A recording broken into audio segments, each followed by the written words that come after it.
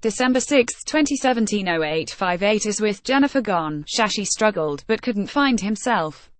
That vast area of his personality that was Jennifer, now it lay empty. The death of his beloved wife was a blow Shashi Kapoor never recovered from, reveals Asim Chhabra in his biography, Shashi Kapoor the Householder, the Star. Image Jennifer and Shashi Kapoor. Photograph kind courtesy jungali.org.in. Shashi Kapoor continued to work after Jennifer Kendall Kapoor's passing, and some of his best work emerged during a time of loss. But something inside him did break. I think the death of Jennifer was a big blow to him, Hanif Qureshi says, who worked with Shashi on Sammy and Rosie Get Laid 2 years after his wife's demise. It really destroyed him. Jennifer had been a love of Shashi's life, his true anchor. With her death, he became rudderless. Image Shashi Kapoor taught Simi Garewal how to kiss for the camera in Siddhartha. Simi Garewal tells me, Jennifer occupied as Shashi surrendered to her a large part of his personality. And they merged. With Jennifer gone, Shashi struggled, but couldn't find himself. That vast area of his personality that was Jennifer, now it lay empty. Avoid. I met him in London over dinner with Ismail Merchant and could see that he was floundering. He was different, not himself. Anil Darkar, always a friend, bore witness to Shashi's emotional collapse. Sometimes, the actor would depend on him the way he must have once, on Jennifer to help him muddle through awkward social situations such as, when the Ministry of Information and Broadcasting would request him to invite a foreign dignitary to dinner.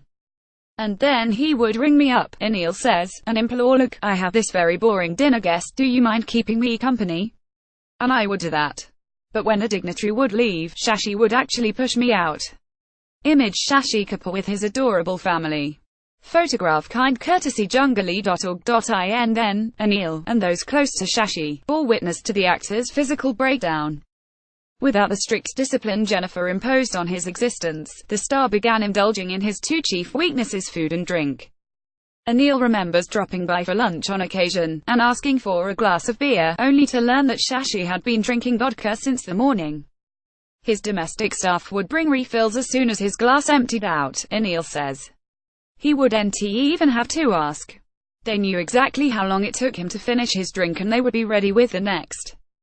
By the end of lunch, he would be quite sozzled. I tried, quite often, to talk him out of it, Anil continues. In fact, Sanjana and Kunal would say, come on, do something. He listens to you, and I would respond, this is one area where he doesn't listen to me at all. Then, they would say, visit more often because when you are here, at least he walks around. Otherwise, he just sits. So I did. Image Shashi Kapoor and Om Puri in custody. As Shashi found himself caught in a loop of grief and consumption, he fell victim to that infamous Kapoor syndrome of putting on too much weight, too soon. His health rapidly deteriorated. He was forced to leave Atlas Apartments and move to Juhu, where he could be looked after by his son Kunal. With that, his whole life changed, Madhu Jain tells me. He was a South Bombay person, and the move, she claims, added to the star's loneliness, his growing depression. I went to Juhu a few times, Anil adds, but really, he stopped saying very much.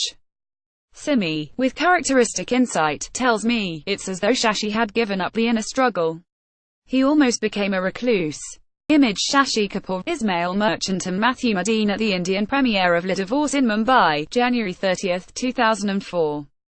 Photograph Punit Paranjparoitas. Then came the year 2005. Ismail Merchant was dead, he was only 68. Ismail was just one of those characters who was supposed to live forever, Sanjana says of the man who had become part of her family. He was not meant to die. It was just wrong. I am glad that I was physically with my dad when he heard the news. Shashi, when he found out about his beloved producer's demise, was shaken. His grief became even more profound, loss piling on loss.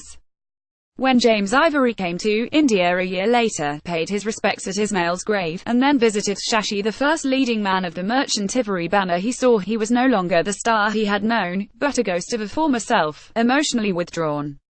I can't tell if it was a form of ongoing grieving about Jennifer, James says. But Shashi's youth had dimmed, he was beginning to be an old man. We just didn't connect. Image Shashi Kapoor with daughter Sanjana and Tina Munim at the Prithvi Theatre, May 10, 2015, after he was conferred the Dada Saheb Phalke Award. Photograph Pradeep Bandekar. Later, Simi saw Shashi at an award function at the Yash Raj Films Studios. The star, wheelchair-bound, his daughter by his side. As Simi approached her one-time co-star, Sanjana Kapoor cautioned her. She said to me, "He's had a stroke, so one side is paralyzed. He has also had a heart attack and lots of other problems. He doesn't remember people. So don't be upset. I'm just warning you," Simi recalls.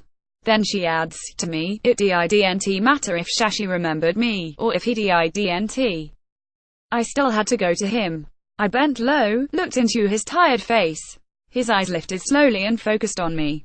He said, 'Hello, Simi.' I felt like laughing and crying. Then, I just wanted to hug him." Excerpted from Shashi Kapoor, The Householder, The Star by Asim Chabra with the kind permission of the publishers, Rupa Publications.